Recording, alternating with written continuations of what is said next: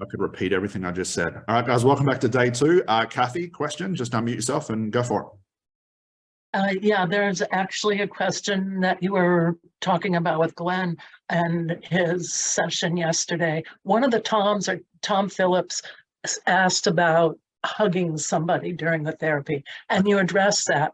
What I wanted to know was, how do you continue to be present with your client at the same time you're trying to resist your natural emotions of watching them cry or watching them struggle? Yeah, I'll definitely bring that up because it's part of the ab reaction drill, and I'll give you my thoughts. And again, it's just my own thoughts about the hugging and contact and stuff like that. But to answer your second question, it's not a lesson you learn. You just realize over time that the more I'm like this and the more I resist their emotions and stop falling into their bullshit, the better therapist I am. But I'm just as guilty as, you know, connecting with people. I like talking to people. I love having you guys in my life with the business and stuff like that. And I have to catch myself sometimes if I fall into one of these demos and see someone upset and I think, oh no, don't go there, because I feel for the person. You've got to shut that thing off. Because as soon as you start to sympathize, what do? You go into fix-it mode. Very, very hard to be a therapist in fix-it mode. Anyone sort of hazard a guess as to why that would be?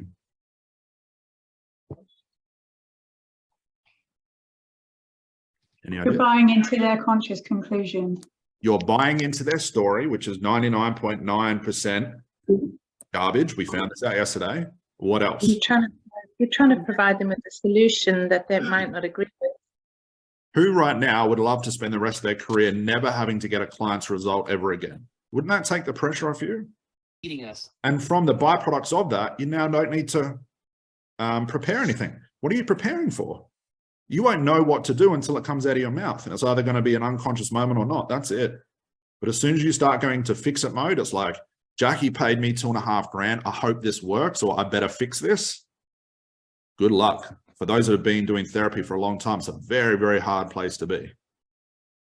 Okay. And there's not a lot of trainers that talk about this, but it's all these minute things that just, again, it comes back to Erickson's, where I've got a lot of this stuff from, that people overlook because they want the language pattern. They want the meta models and whatnot.